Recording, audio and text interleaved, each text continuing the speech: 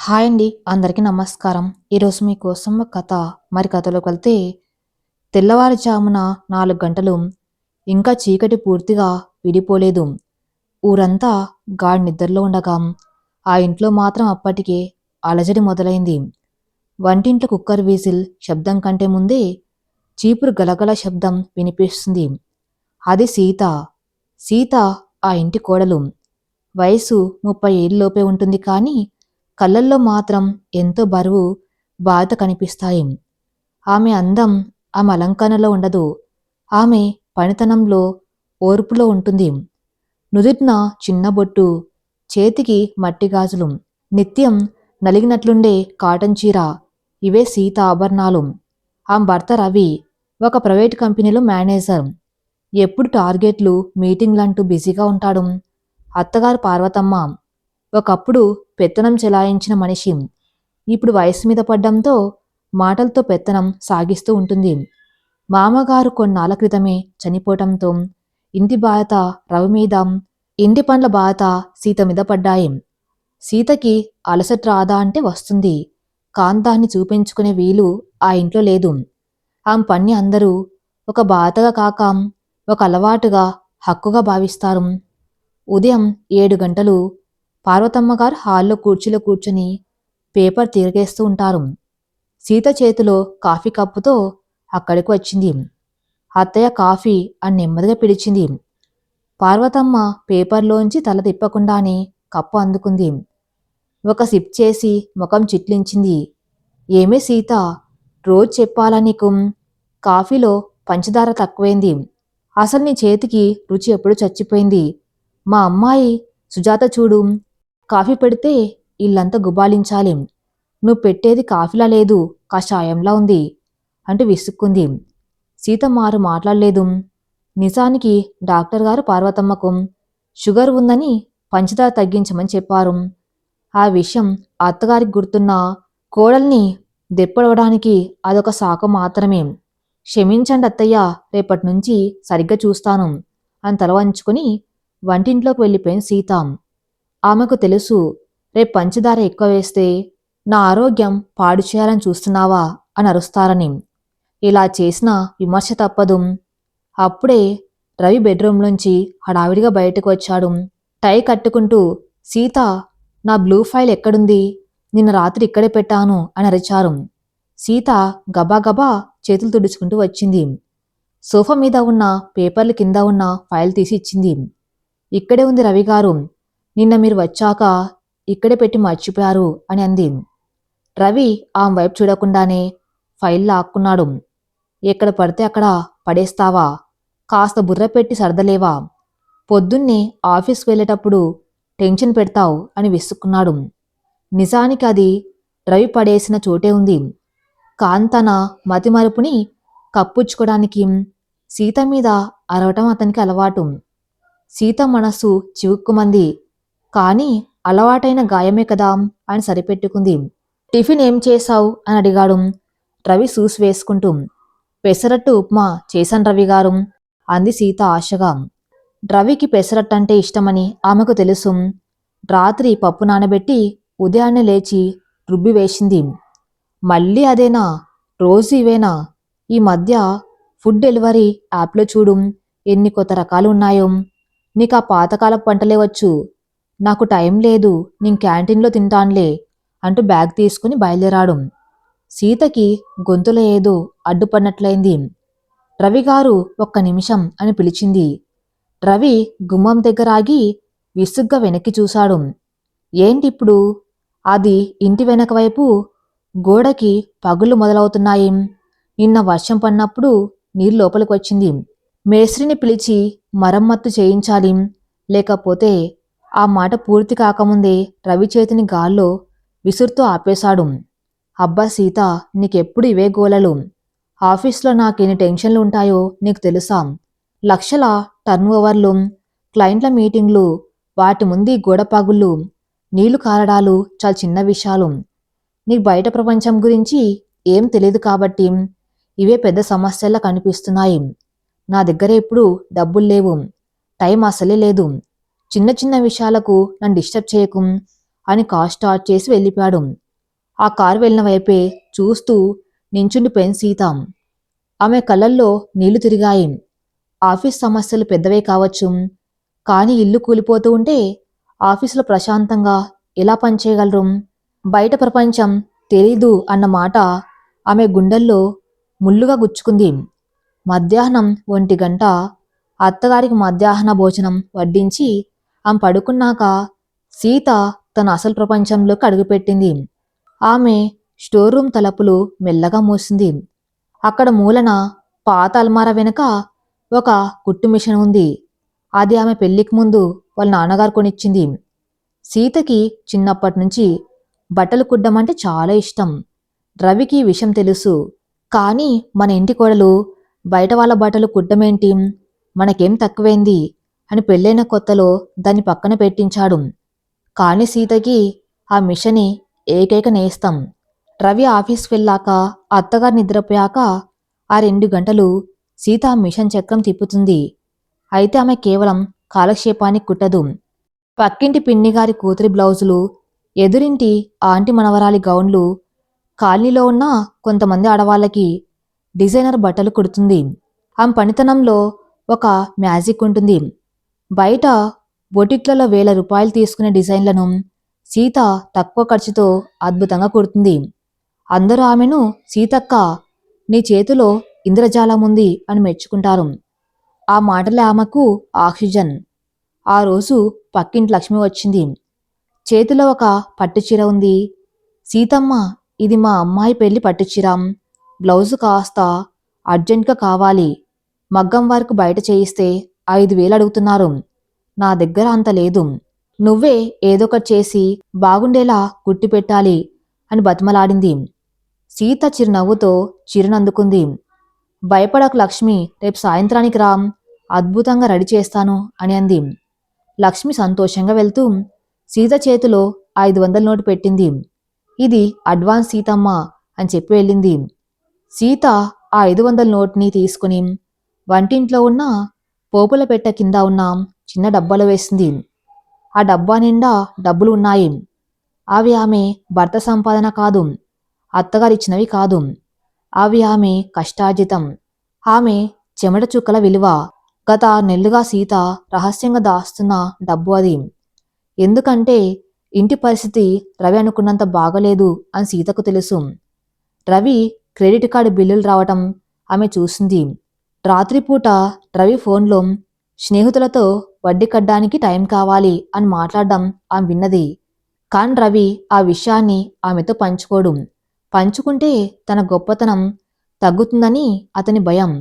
నేను కేవలం ఇంటి పని మనిషిని కాదు, ఈ ఇంటికి ఒక స్తంభాన్ని అని సీత తనలో తాను అనుకుంది. సాయంత్రం అవుతూ ఉండగా ఆకాశం మబ్బులు పట్టింది. ఉరుములు మొదలయ్యాయి. సీతకు వెంటనే ఉదయం రవికి చెప్పిన గోడపాగులు గుర్తొచ్చాయి. వేగంగా ఇంటి వెనక వైపుకి వెళ్ళింది. గోడ పరిస్థితి చాలా దారుణంగా ఉంది. పగుళ్ళు పెద్దవై సిమెంట్ పెచ్చులు రాలుతున్నాయి. ఇంకొక పెద్ద వర్షం పడితే ఆ గోడ కూలి పక్కనే ఉన్న కిచెన్ మీద పడే ప్రమాదం ఉంది. అది జరిగితే ఇల్లు మొత్తం దెబ్బతింటుంది. సీత గుండె వేగంగా కొట్టుకుంటుంది. రవికి ఫోన్ చేయాలా? చేస్తే మళ్ళీ చిన్న విషయాలకు ఫోన్ చేయకు అని అరుస్తాడేమో. అత్తగారికి చెబితే నీ నిర్లక్ష్యం వల్లే ఇల్లంతా పాడైపోతుంది అని నిందిస్తారు. ఆమె ఆలోచనలో పడింది. మేస్త్రి రామయ్య ఆమెకు తెలుసు. ఆయన్ని పిలిస్తే కనీసం 2,000 అవుతుంది. రవి దగ్గర డబ్బు లేదన్న విషయం ఆమెకు తెలుసు. అడిగితే గొడవ అవుతుంది. సీత ఒక క్షణం కళ్ళు మూసుకుంది. ఆ మనసులో పోపుల పెట్ట కింద ఉన్న డబ్బా మెదిలింది. అందులో దాదాపు 10,000 రూపాయలు ఉన్నాయి. ఆమె ఒక కొత్త కుట్టు మిషన్ కొనుక్కోవాలని, లేదా ఎప్పుడైనా పుట్టింటికి వెళ్ళినప్పుడు అమ్మకి ఏదైనా కొనివ్వాలని దాచుకున్న డబ్బు అది. నా కోరికల కంటే ఈ ఇల్లు ముఖ్యం అని గట్టిగా నిర్ణయించుకుని సీత వెంటనే మేస్త్రి రామయ్యకి ఫోన్ చేసింది. రామయ్య గారు, మీరు అర్జెంటుగా రావాలి. గోడ పరిస్థితి బాగులేదు. ఎవరికి తెలియకుండా వెనకవైపు నుంచే వచ్చి పని మొదలుపెట్టాలి. డబ్బులు నేను ఇస్తాను అని చెప్పింది. రామయ్య గంటలు వచ్చాడు. పరిస్థితి చూసి, అమ్మగారు, ఇది ఇప్పుడే చేయకపోతే రాత్రికి వర్షం పడితే ఇబ్బంది అవుతుంది. సామాను కూలీలతో కలిపి 3000 అవుతుంది అన్నాడు. సీత మాట్లాడకుండా లోపలికి వెళ్ళింది. వంటింట్లో డబ్బా తెరిచి 3000 రూపాయలు తీసింది. ఆ నోట్ల వైపు చూస్తూ ఉంటే ఆమెకు తెలియకుండానే కళ్ళల్లో నీళ్లు తిరిగాయి. అవి కేవలం కాగితాలు కాదు, ఆమె నిద్రలేని రాత్రులు, ఆమె కంటికి కనపడని శ్రమ. డబ్బులు రామయ్య చేతిలో పెడుతూ, రామయ్య గారు, ఈ విషయం మా ఆయనకు గాని అత్తగారికి గాని తెలియకూడదు. వాళ్ళు అడిగితే ఏదో పాత బాకీ ఉందని, అందుకే ఉచితంగా చేశానని చెప్పండి. దయచేసి నా మాట కాదనకండి అని ప్రాధేయపడింది. రామయ్య ఆశ్చర్యంగా చూశాడు. ఆ ఇంటి యజమాని రవిగారు ఎప్పుడూ దర్జాగా ఉంటారు. కాని ఇంటి బాగు కోసం డబ్బులు మాత్రం కోడలు సీతమ్మ దాచుకున్నవి ఇస్తుంది. పైగా ఎవరికి చెప్పొద్దంటుంది. రామయ్యకు ఆ మీద గౌరవం పెరిగింది. అలాగేనమ్మా, మీ ఇష్టం, పని మొదలు పెడతాను అని వెళ్ళిపోయాడు.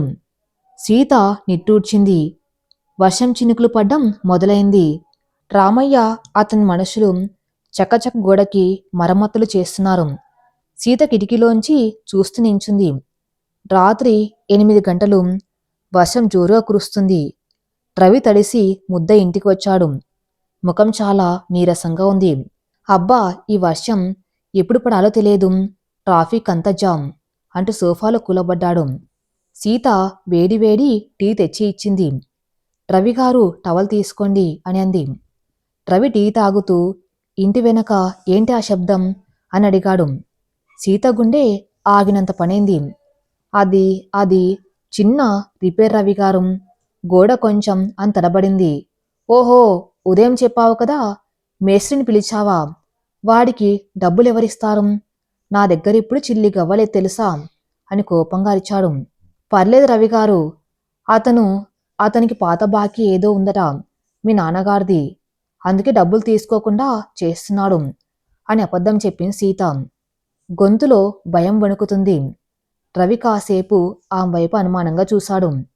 తర్వాత, సర్లే, నాన్నగారి పుణ్యం, ఎలాగోలా పని అయిపోతే చాలు, నాకు ఈ తలనొప్పులు వద్దు అని రిలాక్స్ అయ్యాడు. హమ్మయ్యా, డబ్బులు మిగిలాయి అనుకున్నాడు. సీత వంటింట్లోకి వెళ్ళిపోయింది. ఆమెకు తెలుసు తను చేసింది త్యాగమని. కాని దాని గుర్తింపు దక్కకపోగా అబద్ధం చెప్పాల్సి వచ్చింది. అడగని విలువ అంటే ఇదేనేమో. మనం చేసే సహాయం కూడా వాళ్ళకు భారం కాకూడదని దాచిపెట్టింది. ఆ రోజు ఉదయం ఎండ చాలా కాంతివంతంగా వచ్చింది. సీత మనస్సు కూడా అలాగే ఉంది. క్రితం రోజు రాత్రి మేస్త్రి రామయ్య చేసిన పనికి గోడ పగుళ్ళు పూడిపోయాయి. ఇంటికి ఉన్న ప్రమాదం తప్పింది అన్న సంతోషం ఆ ముఖంలో స్పష్టంగా కనిపిస్తుంది. రవికి అది ఉచితంగా జరిగిందని చెప్పటం వల్ల గొడవకు లేదు. ఉదయం 10 గంటల సమయం. రవి ఆఫీస్కి వెళ్ళిపోయాడు. అత్తగారు పార్వతమ్మ పక్కింటి వాళ్ళతో ముచ్చట్లు పెట్టడానికి వెళ్లారు. ఇంట్లో సీత ఒక్కతే ఉంది. అప్పుడే గేట్ దగ్గర ఒక ఆటో ఆగింది. అందులోంచి సుధ దిగింది. సుధ ఆ ఊర్లో పెద్ద బోటికి నడుపుతుంది. ఆమె సీట్ దగ్గరకు వచ్చి చేతిలో ఉన్న పెద్ద సంచిని టీపాయ్ మీద పెట్టింది. సీతక్క, నీకు ఒక బంపర్ ఆఫర్ తెచ్చాను అంది సుధా ఉత్సాహంగా. సీత ఆశ్చర్యంగా చూసింది. ఏంటి సుధా, అంత పెద్ద మాటలు? నిజమే అక్క, వచ్చే నెల టౌన్లో పెద్ద ఎగ్జిబిషన్ ఉంది. అక్కడ నా స్టాల్ కోసం అర్జెంటుగా 50 డిజైనర్ బ్లౌజులు, 20 లాంగ్ ఫ్రాక్స్ కావాలి. నా దగ్గరున్న వాళ్ళతో అంత త్వరగా అవ్వదు. నీ ఫినిషింగ్ చూశాక వేరే ఎవరికి ఇవ్వాలనిపించలేదు. ఈ ఆర్డర్ నువ్వే చేసి పెడితే నీకు చేతి నిండా డబ్బులు. నా బోటిక్లో పర్మనెంట్ పార్ట్నర్షిప్ ఇస్తాను అంది సుధా. సీత గుండె వేగంగా కొట్టుకుంటుంది. అమ్మో, 50 బ్లౌజులా? 10 రోజుల్లోనా? ఇంటి పనులతో నాకంత సమయం ఎక్కడిది అని సందేహించింది. సుధా ఆమె చేతిని పట్టుకుని, అక్క ఆలోచించు, దీనికి నేను 50,000 రూపాయలు ఇస్తాను. అందులో సగం ఇప్పుడే అడ్వాన్స్ ఇస్తాను. రాత్రుళ్ళు కూర్చునైనా చెయ్యి. నీ టాలెంట్ 4 గోడల మధ్య ఉండిపోకూడదని చెప్పి బ్లౌజులు ఇచ్చి 25,000 రూపాయల కట్ట తీసి సీత చేతిలో పెట్టింది. ఆ నోట్ల కట్టను చూస్తూ ఉంటే సీత కళ్ళు మెరిశాయి. 25,000 రూపాయలు. ఆమె కల్లో కూడా ఊహించని మొత్తం. ఈ డబ్బుతో ఇంటికి కావాల్సినవి ఎన్నో వస్తువులు కొనుక్కోవచ్చు. లేదా రవికి ఎప్పుడైనా అవసరమైతే ఇవ్వొచ్చు. సరే సుధా, చేస్తాను. కానీ ఈ విషయం మా ఇంట్లో తెలియకూడదు అంది సీత. నీ ఇష్టం అక్క, కానీ గుర్తుపెట్టుకో, నీ విలువ ఈ డబ్బు కంటే ఎక్కువ అని చెప్పి సుధా వెళ్ళిపోయింది. సీత ఆ డబ్బుని బట్టల సంచిని జాగ్రత్తగా స్టోర్ రూమ్లో దాచింది. ఆ మనసులో ఒక కొత్త ఆశ గురించింది. తన భర్తకు భారం కాకుండా తను కూడా ఈ ఇంటికి ఏదో ఒక రకంగా ఉపయోగపడుతున్నాననే తృప్తి ఆమె కలిగింది. కానీ సీతకు తెలియని విషయం ఏమిటంటే, ఆమెకు అదృష్టం తలుపు తట్టిన రోజే రవికి దురదృష్టం తలుపు బద్దలు కొట్టుకొని మరీ వచ్చింది. అదే సమయం రవి ఆఫీసులో క్యాబిన్లో ఏసీ నడుస్తున్నా అతనికి చెమటలు పడుతున్నాయి. ఎదురుగా రీజనల్ మేనేజర్ రావు గారు కోపంతో ఊగిపోతున్నారు. ఏమయ్యా రవి, ఎంత పని చేశావు? ఆ క్లయింట్ ఫైల్ సరిగ్గా వెరిఫై చేయకుండా ఎలా సైన్ చేశావు? వాళ్ళు దివాలా చేశారు. ఇప్పుడు కంపెనీకి 3 లక్షల నష్టం వచ్చింది. ఆ నష్టం ఎవరి నెత్తి మీద పడుతుందో తెలుసా? నీ నెత్తిన అని అరిచాడు రావుగారు. రవి గొంతు తడి ఆరిపోయింది. సార్, అది నా తప్పు కాదు. నా కింద ఉన్న స్టాఫ్ అని చెప్పబోయాడు. నోరు మూసుకో, మేనేజర్వి నువ్వు, బాధ నీది. రేపట్లోగా ఆ 3 లక్షల రూపాయలు నువ్వు కట్టకపోతే నీ మీద ఫ్రాడ్ కేసు బుక్ చేయాల్సి వస్తుంది. ఉద్యోగం పోవటమే కాదు, జైలుకు కూడా వెళ్తావు అని వార్నింగ్ ఇచ్చి రావుగారు వెళ్ళిపోయారు. రవి కూలబడిపోయాడు. 3 లక్షలు, అతని సేవింగ్స్ అన్ని కలిపిన 50,000 కూడా ఉండవు. క్రెడిట్ కార్డ్స్ అన్ని లిమిట్ దాటిపోయాయి. ఇంటి లోను, కారు లోను, ఈఎంఐలు కట్టడానికి జీతం సరిపోవటం లేదు. ఇప్పుడు 3 లక్షలు ఎక్కడి నుంచి తేవాలి? అతని కళ్ళ ముందు సీత ముఖం, అమ్మ ముఖం మెదిలాయి. తన ఉద్యోగం పోతే వాళ్ళ పరిస్థితి ఏంటి? జైలుకి వెళ్తే పరువు ఏమవుతుంది? రవికి తల పగిలిపోతున్నట్టు అనిపించింది. సాయంత్రం 7 గంటలు రవి ఇంటికి వచ్చాడు. ఎప్పుడు హుషారుగా హారన్ కొట్టే రవి ఈరోజు నిశ్శబ్దంగా గేట్ తీసుకుని లోపలికి వచ్చాడు. హాల్లోకి రాగానే సోఫాలో కూర్చున్న పార్వతమ్మ, రవి వచ్చావా? ఏంట్రా ఈరోజు ఇంత లేట్? నాకేమో ఛాతులో ఏదో బరువుగా ఉంది. ఆ ఆసుపత్రికి వెళ్దామంటే నువ్వు ఫోన్ ఎత్తవు అని ఫిర్యాదు మొదలుపెట్టింది. సాధారణంగా అయితే రవి వెంటనే స్పందించేవాడు. కానీ ఈరోజు అతని బుర్రలో 3 లక్షల అంకె తిరుగుతుంది. అమ్మ, గ్యాస్ ప్రాబ్లం అయి ఉంటుందిలే, ఈనో తాగు తగ్గుతుంది అని విసుగ్గా చెప్పి బెడ్రూంలోకి వెళ్ళిపోయాడు. సీత మంచినీళ్లు తీసుకుని వెళ్ళింది. రవి మంచం మీద తల పెట్టుకుని కూర్చుని ఉన్నాడు. రవిగారు, నీళ్లు అంది సీత మెల్లగా. రవి తల ఎత్తి చూశాడు. అతని కళ్ళు ఎర్రగా ఉన్నాయి. ఆ కళ్ళల్లో భయం, కోపం, నిస్సహాయత అన్నీ ఉన్నాయి. గ్లాస్ అందుకుంటూ సీత ముఖంలో ఉన్న ప్రశాంతతను చూసి అతనికి అసూయ కలిగింది. నీకేం హాయిగా ఇంట్లో ఉంటావు, బయట మాలాంటి వాళ్ళు చేస్తున్న చావు నీకేం తెలుస్తుంది అనుకున్నాడు మనసులో. ఏమైంది రవిగారు, చాలా డల్గా ఉన్నారు? ఆఫీస్లో ఏమైనా సమస్య అని అడిగింది సీత అతని భుజం మీద చేయి వేస్తూ. ఆ స్పర్శ అతనికి ఓదార్పునివ్వాల్సింది పోయి చిరాకు తెప్పించింది. చేతిని విసిరి కొట్టాడు. సమస్య సమస్య అంటే ఏంటో తెలుసా నీకు? ఉప్పు డబ్బాలో ఉప్పు అయిపోవడమే గ్యాస్ సిలిండర్ రావటమో కా సమస్య అంటే. బయట బతకటం ఎంత కష్టమో నీకు తెలుసా? లక్షల టర్న్ ఓవర్లు, టార్గెట్లు, రాజకీయాలు, వీటి గురించి నీకు చెప్పినా అర్థం కాదు. వెళ్ళి నీ పన్ను చేసుకో, నన్ను ఒంటరిగా వదిలే అని గట్టిగా అరిచాడు. సీత ఉలిక్కిపడింది. రవి కోపం ఆమె కొత్త కాదు. కానీ ఈరోజు ఆ కోపంలో తీవ్రత వేరుగా ఉంది. ఏదో పెద్ద ప్రమాదమే వచ్చిందని ఆ మనసు హెచ్చరించింది. మారు మాట్లాడకుండా బయటకు వచ్చింది. రాత్రి భోజనాల సమయం. రవి ప్లేట్ ముందు పెట్టుకుని కూర్చున్నాడే తప్ప ముద్ద నోట్లోకి వెళ్ళటం లేదు. అత్తగారు పార్వతమ్మ వడ్డిస్తూ, ఒరే రవి, పక్కింటి సుబ్బారావు గారు వాళ్ళ అబ్బాయికి కారు కొన్నారట. మన కారు పాతదైపోయింది కదా, మనం కూడా కొత్తది కొంటే పోలాం అందమాయకంగా. ఆ మాట రవి గాయానికి కారం పోసినట్లు అనిపించింది. ప్లేట్ని ఒక తోపు తోశాడు. అన్నమంతా కింద పడింది. కారు కావాలా కారు. తినడానికి తిండి ఉంటే చాలదాం. అప్పులు ఏమైపోతున్నాయో. ఉద్యోగం ఉంటుందో ఊడుతుందో తెలియక నేను చస్తూ ఉంటే మీకు కార్లు కావాలా? దర్పాలు కావాలా? అసలు ఈ ఇంట్లో ఎవరికైనా బాధ్యత ఉందా? నీవొక్కడినే యంత్రాన్ని సంపాదించి పోసే యంత్రాన్ని అని ఆవేశంగా అరిచి చేతులు కడుక్కోకుండానే బయటకు వెళ్ళిపోయాడు. పార్వతమ్మ బిత్తరపోయింది. సీత వెంటనే కింద పడ్డ అన్నమెత్తు అత్తగారిని సముదాయించింది. ఏదో టెన్షన్‌లో ఉన్నారత్తయ్య. మీరు వెళ్ళి పడుకోండి. నేను చూసుకుంటాను అంది సీత. రాత్రి 11 గంటలు. ఇల్లంతా నిశ్శబ్దంగా ఉంది. రవి వరండాలో అటు ఇటు తిరుగుతూ ఫోన్ మాట్లాడుతున్నాడు. సీత వంటింట్లో పనులు ముగించుకొని బెడ్రూమ్ కిటికీ దగ్గర నించుంది. రవి గొంతు వినిపిస్తుంది. సురేష్ ప్లీజ్ రా కాదనకు. నాకు అర్జెంటుగా 2 లక్షలు కావాలి. రేపు సాయంత్రం లోపు కట్టకపోతే నా ఉద్యోగం పోతుంది. పోలీస్ కేసు అవుతుంది. ఆత్మహత్య చేసుకోవటం తప్ప నాకు వేరే దారి లేదు అని రవి ప్రాధేయపడుతున్నాడు.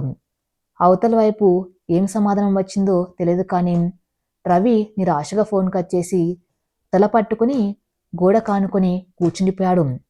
సీత గుండె ఆగినంత పనైంది. పోలీస్ కేసా? ఆత్మహత్య? ఆ మాటలు ఆమె చెవుల్లో మారుమోగాయి. తన భర్త ఇంత పెద్ద కష్టాల్లో ఉన్నాడని తనతో ఒక మాట కూడా చెప్పలేదని ఆమెకు బాధ అనిపించింది. తను కేవలం వంటింటి మనిషిగానే మిగిలిపోవాలా? తను భాగస్వామిగా ఎందుకు చూడలేకపోతున్నాడు? కానీ ఇప్పుడు బాధపడే సమయం కాదు. రవికి సహాయం చేయాలి. కానీ ఎలా? సీత గబాగబా స్టోర్ రూంలోకి వెళ్ళింది.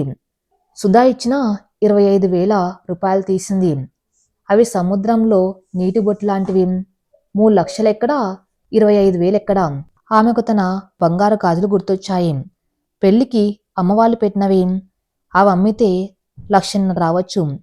మిగతా డబ్బు అత్తగారికి తెలియకుండా బంగారు గాజులు ఎలా అమ్మటం? రవికి తెలిస్తే ఒప్పుకుంటాడా? నా పెళ్ళాం నగలు అమ్ముకొని బతుకుతున్నానా అని మళ్ళీ అహం దెబ్బతిందా? సీత ఆలోచనలో పడింది. అప్పుడే ఆమె కళ్ళు కుట్టు మిషన్ మీద పడ్డాయి. సుధా చెప్పిన మాట గుర్తొచ్చింది. ఈ ఆర్డర్ చేస్తే డబ్బులు ఇస్తాను అని. కానీ అది 50,000 ఇంకా కావాలి. సీతకు ఒక ఆలోచన వచ్చింది. సుధా దగ్గర నుంచి అర్జెంటుగా డబ్బు అప్పు తీసుకువచ్చాం. తను కష్టపడి ఆ అప్పు తీర్చగలదు. కానీ రవికి తెలియకుండా ఇదంతా ఎలా చేయాలి? మరుసటి రోజు ఉదయం రవి ఏం తినకుండానే ఆఫీస్కి బయలుదేరాడు. వెళ్ళేటప్పుడు పార్వతమ్మ దగ్గరకు వచ్చి అమ్మా నా దగ్గర డబ్బులు అస్సలు లేవు. ఏమైనా అవసరం వస్తే సర్దుకో అని చెప్పాడు గొంతులో వణుకుతో. పార్వతమ్మకు అర్థం కాలేదు. ఏమైందిరా అని అడిగేలోపే వెళ్ళిపోయాడు. సీత వెంటనే తయారైంది. అత్తయ్య గుడికి వెళ్ళి వస్తాను అని చెప్పి బయటకు వచ్చింది. కానీ ఆమె వెళ్ళింది గుడికి కాదు, సుధా బోటిక్కి. సుధా సీతను చూసి ఆశ్చర్యపోయింది. ఏంటక్క ఉదయాన్నే వచ్చాం? ఆర్డర్ గురించి డౌట్సా? సీత సుధా 2 చేతులు పట్టుకుంది. సుధా నాకు అర్జెంటుగా 2 లక్షలు కావాలి. ఇది అడ్వాన్స్ కాదు, అప్పు. నేను నీకు ఈ ఆర్డరే కాదు, రాబోయే ఏడాది మొత్తం నీ బోటిక్కి ఫ్రీగా బట్టలు కుట్టిస్తాను. నా దగ్గర ఉన్న బంగారు గాజులు తాకట్టు పెడతాను. దయచేసి నాకు సహాయం చెయ్యి. నా భర్త ప్రాణాల మీదకు వచ్చింది అని కన్నీళ్లతో అడిగింది. సుధా చలించిపోయింది. సీతలో ఎప్పుడు ఆత్మగౌరవం చూసింది తప్ప ఇలా చేయి చాచడం ఎప్పుడు చూడలేదు. అక్క ఏడవకు. నువ్వు నా సొంత అక్కలాంటి దానివి. బంగారం తాకట్టేందుకు? నా బిజినెస్ అకౌంట్లో డబ్బులు ఉన్నాయి. కానీ అంత పెద్ద మొత్తం అంటే అని ఆలోచించింది. ప్లీజ్ సుధా, నేను రాత్రింబవళ్ళు కష్టపడి నీ రుణం తీర్చుకుంటాను. నా ప్రాణం పోయినా పర్లేదు. కానీ మా వారి పరువు పోకూడదు అని వేడుకుంది సీత. సుధ ఒక నిమిషం ఆలోచించి చెక్ బుక్ తీసింది. సరే అక్క, నీ మీద నమ్మకంతో ఇస్తున్నాను. ఈ చెక్కు తీసుకో. బ్యాంకులో వేస్తే డబ్బులు వస్తాయి. కానీ గుర్తుపెట్టుకో, ఇది చాలా పెద్ద రిస్క్ అంది. సీత ఆ చెక్కుని గుండెలకు హత్తుకుంది. నీ మేలు ఎప్పటికీ మర్చిపోను సుధా అని అంది. డబ్బులు తీసుకొని సీత ఇంటికి రాలేదు. నేరుగా రవి ఆఫీస్కి వెళ్ళింది. కానీ లోపలికి వెళ్ళలేదు. అక్కడ వాచ్మెన్ రామ ఆమెకు తెలుసు. రామన్న, ఈ కవర్ రవిగా టేబుల్ మీద పెట్టాలి. కానీ నేనిచ్చినట్టు చెప్పకూడదు. ఎవరో క్లయింట్ ఇచ్చి వెళ్ళాడని చెప్పాలి. ప్లీజ్ అని బతిమాలింది. కవర్లో 2,75,000 రూపాయలున్నాయి. సుధా ఇచ్చిన 2.5 lakhs ప్లస్ సీత దాచిన 25,000. రాము సరేనని కవర్ తీసుకుని లోపలికి వెళ్ళాడు. సీత ఆఫీస్ గేటు బయట చాటుగా నించొని చూస్తుంది. కాసేపటికి రామ్ బయటకు వచ్చి, అమ్మగారు, కవర్ టేబుల్ మీద పెట్టాను. సార్ ఇంకా మీటింగ్లో ఉన్నారు. రాగానే చూస్తాను అన్నారు. సీత మనసులో ఒకటే ఆందోళన. రవి ఆ డబ్బును చూస్తాడా? చూస్తే ఏమనుకుంటాడు? క్లయింట్ ఇచ్చాడంటే నమ్ముతాడా? ఒకవేళ ఆ డబ్బు సరిపోకపోతే? అదే సమయంలో రవి మీటింగ్ హాల్లో ఉన్నాడు. బాస్ అతన్ని అందరి ముందు తిడుతున్నాడు. టైం అయిపోతుంది రవి, డబ్బు రెడీ అయిందా లేదా? రవి తల వంచుకొని, సార్ ప్రయత్నిస్తున్నాను, కొంచెం టైం అని నసిగాడు. ఇంకా టైం లేదు, సెక్యూరిటీ ఇతన్ని బయటకు పంపండి అని బాస్ అరుస్తూ ఉండగా రవి క్యాబిన్లో టేబుల్ మీద ఉన్న ఫోన్ మోగింది. అదెవరో కాదు, సీత. కానీ రవి ఫోన్ ఎత్తే స్థితిలో లేడు. అప్పుడే ప్యూన్ వచ్చి, సార్ మీ టేబుల్ మీద ఒక కవర్ ఉంది, ఎవరో క్లయింట్ ఇచ్చారట అని చెప్పాడు. రవి ఆశగా పరుగున క్యాబిన్లోకి వెళ్ళాడు. కవర్ తెరిచి చూశాడు. అందులో నోట్ల కట్టలు. అతనికి ఊపిరి ఆడినట్లయింది. కానీ ఇది ఎవరు పంపారు? ఏ క్లయింటు? కవర్లో ఒక చిన్న చీటీ ఉంది. అందులో ఇలా రాసి ఉంది, విలువ అనేది అడిగితే వచ్చేది కాదు, ఇస్తే పెరిగేది. ఈ డబ్బు మీ కష్టం తీర్చడానికి తప్ప మీ ఆత్మగౌరవాన్ని కొనడానికి కాదు. ఒక శ్రేయోభిలాషి. చేతిరాత చూసి రవికి అనుమానం రాలేదు. ఎందుకంటే సీత చేతిరాతను అతను ఎప్పుడు గమనించలేదు. ఇంటి సరుకుల లిస్ట్ తప్ప ఆమె రాసిన మరేది అతను చూడలేదు. ఆ డబ్బుతో రవి ఉద్యోగం నిలబడింది. కానీ అతని మనసులో మాత్రం ఒక కొత్త ప్రశ్న మొదలైంది. నన్ను ఆదుకున్న ఆ అజ్ఞాత వ్యక్తి ఎవరు? ఇంటికి తిరిగి వస్తూ సీతను చూశాడు. ఆమె వంటింట్లో చెమటలు కక్కుతూ రొట్టెలు చేస్తుంది. పాపం, ఇంటి పని తప్ప ఏమి తెలియని అమాయకురాలు. తను నా కష్టాన్ని ఏమర్థం చేసుకోగలదు అని అనుకున్నారు రవి. కానీ అతని ప్రాణాన్ని, పరువును నిలబెట్టింది ఆ అమాయకురాలే అని అతనికి ఇంకా తెలియదు. రవి ఆఫీసులో పరిస్థితులు చక్కబడ్డాయి. ఆ అజ్ఞాత వ్యక్తి ఇచ్చిన 2,75,000 రూపాయలు కట్టేయటంతో మేనేజర్ రవి మీద పెట్టిన ఒత్తిడిని తగ్గించింది. రవి ఉద్యోగం నిలబడింది. కానీ రవి మనసులో మాత్రం ఆ శ్రేయోభిలాషి ఎవరన్న ప్రశ్న తొలుస్తూనే ఉంది. ఆఫీస్లో వాచ్మెన్ రాముని పిలిచి రవి గట్టిగా అడిగాడు, రాము, ఆ రోజు కవర్ ఇచ్చింది ఎవరో నిజం చెప్పు. క్లయింట్ అని అబద్ధం చెప్పావు కదా, అసలు ఎవరిచ్చారు? రామ్ భయపడుతూ తల గోక్కున్నాడు. సార్, అది ఒక ఆవిడ ఇచ్చారు సార్. పేరు చెప్పొద్దని ఒట్టు వేయించుకున్నారు. దయచేసి నన్ను ఇబ్బంది పెట్టకండి అన్నాడు. ఆవిడెవరు, ఎలా ఉంది అని రవి ఆతృతగా అడిగాడు. మామూలుగానే ఉన్నారు సార్, కాటన్ చీర కట్టుకున్నారు, ముఖం కండువాత కప్పుకున్నారు. ఎవరో నాకు తెలియస్తా అని రాము అక్కడి నుంచి తప్పించుకున్నాడు. రవి ఆలోచనలో పడ్డాడు. కాటన్ చీర, ముఖం కప్పుకోవటం ఎవరే ఉంటారు? నా స్నేహితురాలా, లేక మా అమ్మ తరపు బంధువులా అనుకున్నాడు తప్ప తన ఇంట్లో రోజు కాటన్ చీర కట్టుకుని తిరిగే భార్య సీత వైపు అతని ఆలోచన వెళ్ళలేదు. ఎందుకంటే రవి దృష్టిలో సీతకు అంత సామర్థ్యం, అంత డబ్బు ఉండే అవకాశం శూన్యం. సీత పరిస్థితి దినదిన గండంలా మారింది. సుధ దగ్గర తీసుకున్న 2.5 లక్షల అప్పు తీర్చడానికి ఆమె రాత్రింబవళ్ళు కష్టపడుతుంది.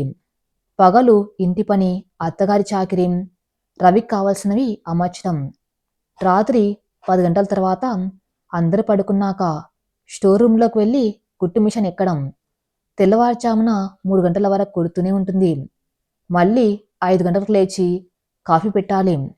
రోజు కేవలం 2 గంటల నిద్ర. కళ్ళు ఎర్రగా మారుతున్నాయి. నడుము నొప్పి ప్రాణం తీస్తుంది. అయినా సరే నా భర్త పరువు నిలబడింది, ఆ చాలు అని ధైర్యంతో ఆమె ఆ నొప్పిని భరిస్తుంది. కానీ ఆ ఇంట్లో మార్పు సీతలో కాదు, ఊహించని విధంగా పార్వతమ్మలో మొదలైంది. ఒకరోజు రాత్రి 12 గంటలు. పార్వతమ్మకు దాహం వేసి మెలకు వచ్చింది. మంచినీళ్ళు తెచ్చుకోవడానికి హాల్లోకి వచ్చింది. ఇల్లంతా చీకటిగా ఉంది. కాని స్టోర్ రూమ్ తలుపు సందులోంచి ఒక చిన్న వెలుతురు గీత కనిపిస్తుంది.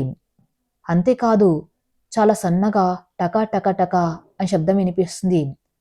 పార్వతమ్మకు భయం వేసింది. దొంగలు పడ్డారా అనుకుంది. చేతిలో ఒక కర్ర తీసుకొని మెల్లగా స్టోర్ రూమ్ వైపు అడుగు వేసింది. తలుపు మెల్లగా తోసింది. లోపల కనిపించిన దృశ్యం చూసి ఆమె చేతిలోని కర్ర జారిపోయేంత పనైంది. అక్కడ సీత కూర్చుని ఉంది. ఆమె చుట్టూ రంగురంగుల బట్టలు, డిజైనర్ బ్లౌజులు ఉన్నాయి. కళ్ళజోడు పెట్టుకుని చాలా జాగ్రత్తగా ఒక బ్లౌజ్ మీద మగ్గం వర్క్ చేస్తుంది. పక్కనే నేల మీద ఒక చిన్న గిన్నెలో చల్లారిపోయిన టీ ఉంది. సీత కళ్ళు నిద్రతో తూలుతున్నాయి. అయినా ఆమె చేతులు మాత్రం ఆగడం లేదు. మధ్య మధ్యలో నడుం నొప్పికి తట్టుకోలేక ఒక చేత్తో నడుం పట్టుకొని మొహం చిట్లించుకొని మళ్ళీ పని మొదలు పెడుతుంది. పార్వతమ్మకు నోట మాట రాలేదు. తనెప్పుడు సోమరిపోతూ పనికిరాంది అని తిట్టే కోడలు ఇంత రాత్రి వేళ ఇంత కష్టపడుతుందా? అసలు ఎందుకు? సీత అని పిలిచింది పార్వతమ్మ. సీత ఉలిక్కిపడి లేచింది. అత్తగారిని చూడగానే భయంతో వణికిపోయింది. కుట్టు మిషన్ ఆపేసి లేచి నించుంది. అత్తయ్య, అది నేను అని తలబడింది. పార్వతమ్మ లోపలికొచ్చి చుట్టూ ఉన్న బట్టల్ని చూసింది. అవి సామాన్యమైనవి కావు, అద్భుతమైన డిజైన్లు. ఏంటి ఇదంతా? ఇంత రాత్రిపూట ఈ దొంగచాటు పనులు ఏంటి? రవికి తెలుసా అని గట్టిగా అడిగింది. సీత కళ్ళల్లో నీళ్లు తిరిగాయి. వచ్చి అత్తగారి కాళ్ళ మీద పడింది. అత్తయ్య, గట్టిగా అరవకండి, ఆయన లేస్తారు. ఆయనకి ఈ విషయం తెలియదు, తెలియకూడదు కూడా. మీ కాళ్ళు మొక్కుతాను, దయచేసి చెప్పకండి అని ప్రాధేయపడింది. ఎందుకు చెప్పకూడదు? అసలు ఈ డబ్బంతా ఏం చేస్తున్నాం?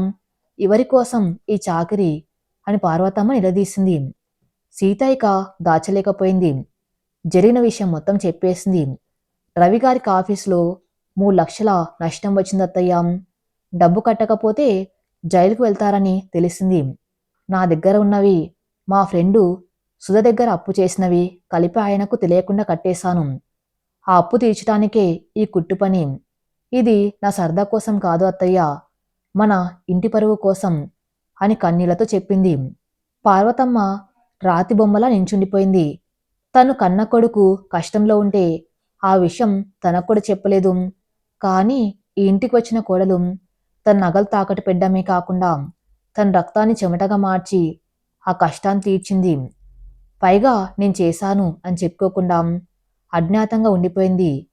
పార్వతమ్మ గుండె బరువెక్కింది. సీతను లేపి ఆప్యాయంగా తలనిమిరింది. ఆమె కళ్ళల్లో మొదటిసారి కోడలి పట్ల ప్రేమ, గౌరవం కనిపించాయి. పిచ్చిదానా, ఇంత బరువు గుండె మీద పెట్టుకుని నేను పెట్టే ఆరలు భరిస్తున్నావా? నేను నిన్ను ఎంత మాట అన్నా ఎందుకు చెప్పలేదు? నీ రుణం ఈ జన్మలో తీర్చుకోలేను తల్లి అంటూ పార్వతమ్మ ఏడ్చేసింది. సీత అత్తగారి కన్నీళ్ళు తుడిచింది. పర్లేదు అత్తయ్య, మీ అబ్బాయి సంతోషంగా ఉంటే చాలు.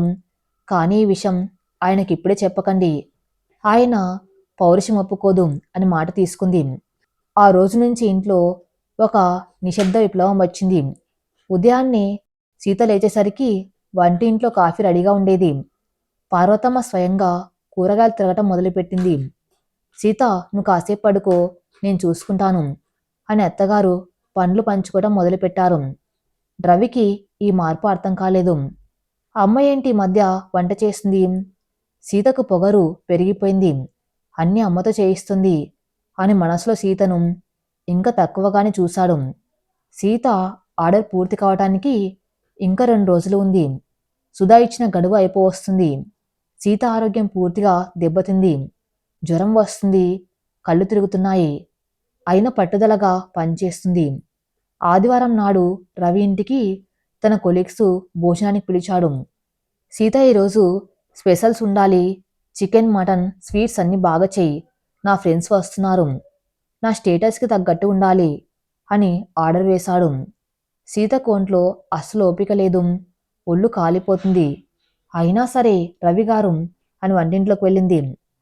పార్వతమ్మ వచ్చి, ఒరే రవి, దానికి జ్వరంగా ఉంది, హోటల్ నుంచి తెప్పిద్దాం అని అంది. అబ్బా అమ్మ, హోటల్ తిండి నా ఫ్రెండ్స్కి పెడతావా?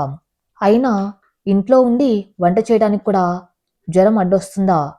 టాబ్లెట్ వేసుకొని చేయమను అని నిర్లక్ష్యంగా చెప్పి హాల్లో టీవీ పెట్టుకున్నాడు.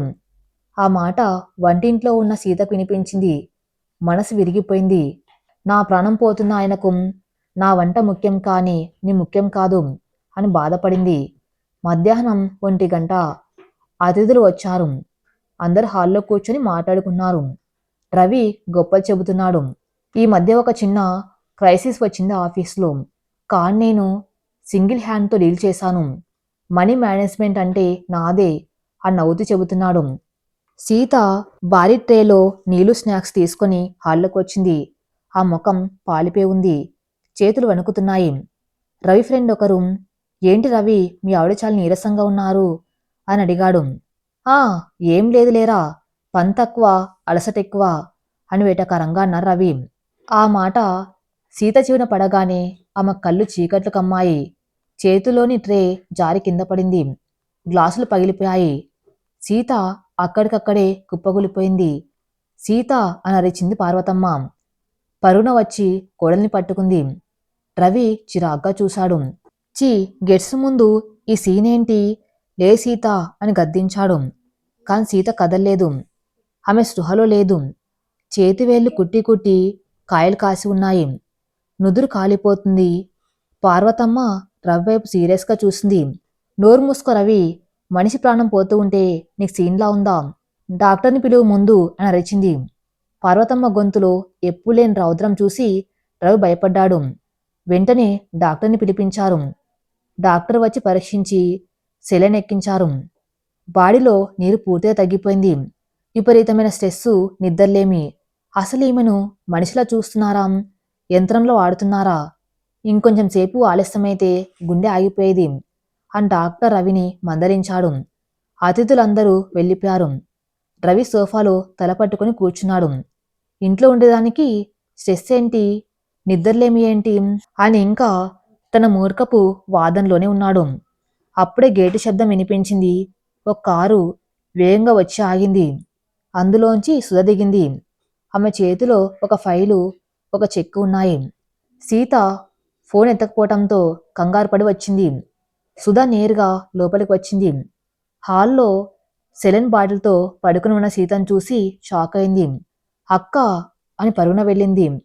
రవి అడ్డు వచ్చాడు. ఎవరు మీరు? సీతకు మీరేమవుతారు అని అడిగాడు. సుధ కోపంగా లేచి రవి వైపు తిరిగింది.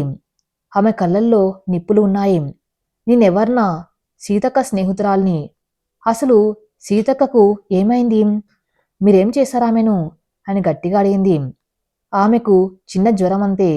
నువ్వెందుకింత ఓవరాక్షన్ చేస్తున్నావు అన్నారు రవి. సుధ నవ్వింది. ఒక చేదు నవ్వు. చిన్న జ్వరమా? రాత్రింబవళ్ళు నిద్ర లేకుండా మిషన్ తొక్కితే వచ్చేది చిన్న జ్వరమా? మీ పరువు కాపాడడం కోసం ఆ ప్రాణాన్ని పణంగా పెడితే మీరిచ్చే విలువ ఇదా? రవికి అర్థం కాలేదు. ఏంటి, నా పరువు కాపాడ్డమా? ఏం మాట్లాడుతున్నావు? సుధా తన చేతిలోని ఫైల్ రవి ముఖం మీద విసిరినంత పనిచేసింది. టేబుల్ మీద పెట్టింది. ఇదిగో చూడండి, ఇది మీ ఆఫీస్లో మీరు కట్టిన డబ్బు తాలూకు వివరాలు. 2.5 లక్షలు నేను నా అకౌంట్ నుంచి ఇచ్చాను. ఎందుకు ఇచ్చాను తెలుసా? మీ ఆవిడ తన బంగారు గాజులు తాకట్టు పెడతానంటే వద్దని ఆమె కష్టాన్ని నమ్మి ఇచ్చాను. గత 10 రోజులుగా ఆమె రోజుకి 50 బ్లౌజులు కుడుతుంది. ఎందుకో తెలుసా? ఆ అప్పు తీర్చడానికి.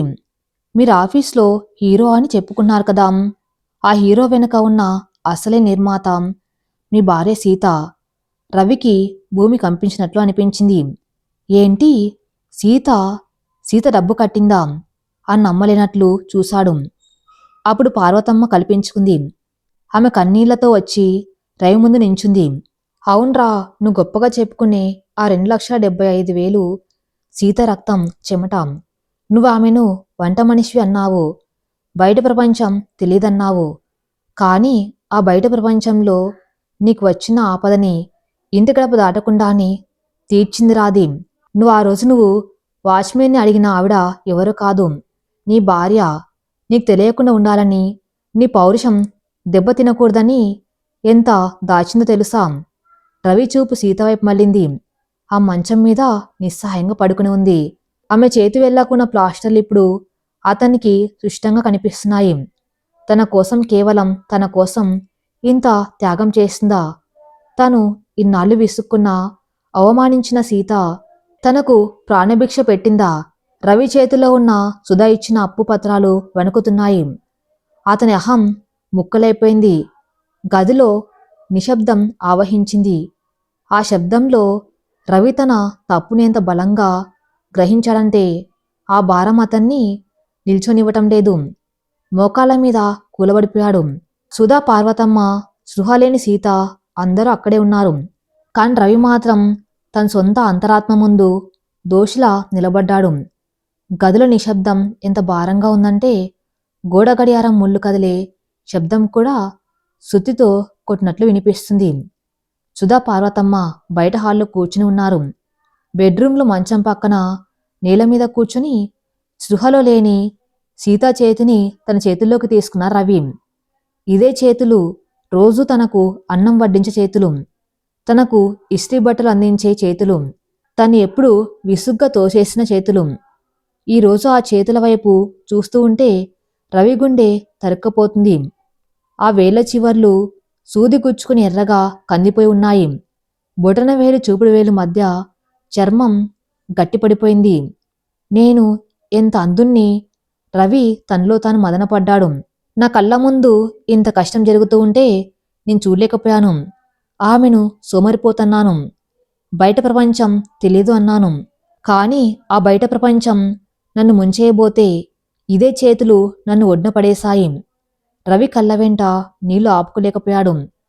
సీత చేసిన త్యాగం ముందు తన ఆఫీస్ విజయాలు, తన జీతం, తన దర్పం అన్నీ చాలా చిన్నగా, అల్పంగా అనిపించాయి. సాయంత్రం 6 గంటలు. సీత మెల్లగా కళ్ళు తెరిచింది. తల ఇంకా బరువుగా ఉంది. కళ్ళు తెరవగానే ఎదురుగా రవి కనిపించాడు. అతని కళ్ళు ఎర్రగా ఉన్నాయి. సీత ఉలిక్కిపడి లేవబోయింది. అయ్యో రవిగారు, టైం ఎంతైంది? మీ ఫ్రెండ్స్ భోజనం చేశారా? నేను స్పృహ తప్పానా? సారీ రవిగారు, వంట మధ్యలో అంటూ కంగారుగా మంచం దిగబోయింది. రవి వెంటనే ఆ భుజాలు పట్టుకుని ఆపాడు. కానీ ఈసారి ఆ పట్టులో అధికారం లేదు, ఆరాధన ఉంది. సీత, ఆగు, ప్లీజ్ ఆగు అన్న రవి. గొంతు జీరబోతుండగా సీత ఆశ్చర్యంగా చూస్తుంది. రవి కళ్ళల్లో నీళ్లు చూసి ఆమె కంగారు పడింది. ఏమైంది రవిగారు, ఎందుకు ఏడుస్తున్నారు? బాస్ ఏమైనా అన్నారా? డబ్బుల విషయం తెలిసిపోయిందా అని అమాయకంగా అడిగింది. తన ఆరోగ్యం గురించి కాకుండా ఇంకా తన గురించే ఆలోచిస్తున్న భార్యను చూసి రవికి దుఃఖం పొడుచుకు వచ్చింది. రవి ఆమె చేతిని తన కళ్ళకద్దుకున్నాడు. అవును సీత, తెలిసిపోయింది, అంతా తెలిసిపోయింది. నువ్వు నా కోసం పడిన తపన, చేసిన అప్పు, కుట్టిన బట్టలు అన్నీ తెలిసిపోయాయి అని వెక్కి వెక్కి ఏడ్చేశాడు. సీత భయంతో వణికిపోయింది. క్షమించండి రవిగారు, మీకు చెప్పకుండా చేశాను. మీ పరువు పోకూడదని, మీకు కోపం వస్తుందని. కోపమా? రవి తల అడ్డంగా ఊపాడు. నా మీద నాకే అసహ్యం వేస్తుంది సీత. నా పరువు నిలబెట్టడం కోసం నువ్వు నీ ప్రాణాన్ని పణంగా పెట్టావు. నీ మాత్రం నిన్ను పనిమనిషి కంటే హీనంగా చూశాను. విలువ అనేది సంపాదనలో ఉంటుందనుకున్నాను. కానీ అది సంస్కారంలో ఉంటుందని నువ్వు నిరూపించావు. రవి మంచం పక్కన ఉన్న డ్రాయర్ నుంచి సుధా ఇచ్చిన చెక్కు, అప్పు పత్రాలు తీశాడు. ఇదిగో సుధకి ఇవ్వాల్సిన డబ్బు. నా పిఎఫ్ లోన్ అప్లై చేశాను. రేపు డబ్బులు వస్తాయి. ఈ అప్పు నేను తీరుస్తాను. నువ్వు ఒక్క రూపాయి కూడా కట్టనక్కర్లేదు. నువ్వు ఇప్పటికే చాలా ఎక్కువ కట్టావు. డబ్బు రూపంలో కాదు, నీ శ్రమ రూపంలో అన్నాడు దృఢంగా. సీత కళ్ళల్లో నీళ్లు సుళ్ళు తిరిగాయి. ఇన్నాళ్ళు తను కోరుకున్నది ఈ డబ్బు, నగలో కాదు, కేవలం ఒక్క గుర్తింపు. తన భర్త తను అర్థం చేసుకోవాలని చిన్న ఆశ. అది ఈరోజు నెరవేరింది. ఆ రాత్రి ఆ ఇంట్లో ఎవరు భోజనం చేయలేదు, కానీ అందరి మనసులు నిండుగా ఉన్నాయి. పార్వతమ్మ వచ్చి సీతను హత్తుకుంది. ఇక చాలు తల్లి, ఈ రోజు నుంచి ఈ ఇంటి బాధ నాది, నీ ఆరోగ్యం బాధ రవిది అని చెప్పింది. మరుసటి రోజు ఉదయం రవి ఆఫీస్కి సెలవు పెట్టాడు. ఉదయాన్నే లేచి కాఫీ పెట్టాడు. సీత నిద్రలేచేసరికి బెడ్ పక్కన వేడి కాఫీ ఉంది. ఆమె నమ్మలేకపోయింది. రవి వంటింట్లో గిన్నెలు సర్దుతూ ఉన్నాడు. రవి గారు మీరేంటి, నేను చేస్తాను కదా అని పరుగున వచ్చింది. రవి నవ్వి పర్లేదు సీత, ఇన్నాళ్ళు నువ్వు చేశావు, ఈ ఒక్కరోజు నేను చేస్తే కొంపలేం మునిగిపోవు. అయినా నీకు ఈరోజు ఒక ముఖ్యమైన పని ఉంది అని అన్నాడు. ఏంటి? తయారవ్వు, బయటకు వెళ్తున్నాం. సీత ఏమడగకుండా తయారైంది. రవి ఆమెను కారులో ఎక్కించుకొని నేరుగా టౌన్ సెంటర్కి తీసుకెళ్లాడు. అక్కడ ఒక కొత్త షాపింగ్ కాంప్లెక్స్ ఉంది. రవి ఒక షాప్ ముందు కారు ఆపాడు. ఆ షాపు ఖాళీగా ఉంది. టూలెట్ బోర్డు ఉంది. దిగు సీత అన్నారు రవి. ఇద్దరు ఆ షాప్ ముందు నించున్నారు. రవి జేబులోంచి ఒక తాళం చెవి తీసి షటర్ తెరిచాడు. ఇది ఈ రోజు నుంచి నీది అన్నారు రవి. సీత అర్థం కాక చూసింది. సుధ చెప్పింది, నీకు బట్టలు కుట్టుకోవడం అంటే ఎంత ఇష్టమో. నువ్వు కేవలం ఇంటి వెనక గదిలో దాక్కొని చేసే పని కాదిది. ఇది ఒక కళ, నలుగురికి తెలియవలసిన విద్య. ఇక్కడ నువ్వు నీ సొంత బోటికి పెట్టుకోం. దానికి పెట్టుబడి నాది కాదు. కాదు, పెట్టుబడి నాది కాదు, నీదే. నువ్వు నా కోసం కట్టిన 2.5 లక్షలు ఉన్నాయి చూడు, అవి నీకు నేను తిరిగి ఇస్తున్న అప్పు కాదు, నీ బిజినెస్లో నేను పెడుతున్న ఇన్వెస్ట్మెంటు అని చెప్పారు రవి. సీతకు మాటలు రావటం లేదు. కళ్ళ నుంచి ఆనంద బాష్పాలు రాలుతున్నాయి. కానీ రవి గారు, జనాలు ఏమనుకుంటారు? మీ ఆవిడ షాప్ పెట్టుకుందా అని నవ్వుతారేమో అని సందేహించింది. రవి ఆ భుజం మీద చేయి వేశాడు. జనాలు ఏమనుకుంటారు అని భయపడే రోజులు పోయాయి సీత.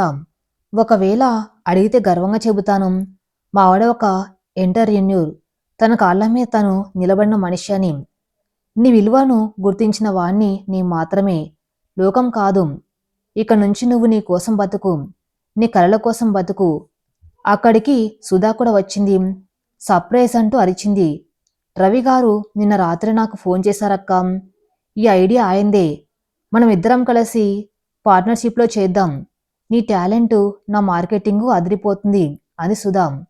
సీత రవి వైపు చూసింది. అతని కళ్ళల్లో ఇప్పుడు జాలి లేదు, ప్రేమ మరియు అపారమైన గౌరవం ఉన్నాయి. సీత నవ్వింది. ఆ నవ్వులో ఒక కొత్త ఆత్మవిశ్వాసం ఉంది.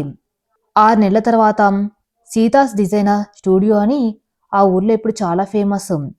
పెళ్లిళ్ళ సీజన్లో సీత దగ్గర అపాయింట్మెంట్ దొరకడం కష్టం. ఆమె కింద ఇప్పుడు 4 అమ్మాయిలు పనిచేస్తున్నారు. సాయంత్రం 7 గంటలు రవి ఆఫీస్ నుంచి నేరుగా సీత షాప్కి వచ్చాడు. లోపల సీత ఒక కస్టమర్తో బిజీగా ఉంది. ఆమె వేసుకున్న డ్రెస్సు స్టైలిష్గా ఉంది. ఆ మాటల్లో ఒక హుందాతనం ఉంది. పాత భయస్తురాలైన సీత జాడకు లేదు. రవి బయట సోఫాలో కూర్చుని పేపర్ చూస్తున్నాడు. కస్టమర్ వెళ్ళిపోయాక సీత దగ్గరికి వచ్చింది. సార్ రవి గారు, లేట్ అయింది, వెళ్దామా అని అంది. పర్లేదు మేడం గారు, మీ బిజీ షెడ్యూల్ నాకు తెలుసుగా అన్న రవి. ఇద్దరు కారులో ఇంటికి వెళ్తున్నారు. సీత, ఈరోజు మా ఆఫీస్లో ప్రమోషన్ లిస్టు వచ్చింది అన్నారు రవి. అవునా, కంగ్రాట్స్ రవి గారు. మీకు వచ్చిందా అడిగింది సీత ఉత్సాహంగా. నాకు వచ్చింది సీనియర్ మేనేజర్గా, కానీ ఆ ప్రమోషన్ కంటే నాకు ఇంకొకటి దొరికింది అని సీత వైపు చూశాడు. ఏంటది? శాంతి, నిజమైన సంతోషం. ఆఫీస్లో ఎంత ఎదిగినా ఇంటికి వచ్చాక పంచుకోవడానికి సరైన మనిషి లేకపోతే ఆ గెలుపుకి అర్థం లేదు. ఒకప్పుడు నేను నిన్ను కేవలం ఇంటిని నడిపే దాన్ని అనుకున్నాను, కానీ నువ్వు నన్ను నడిపించావు. ఈరోజు నేను ఈ పొజిషన్లో ఉన్నానంటే అది నీ భిక్షే.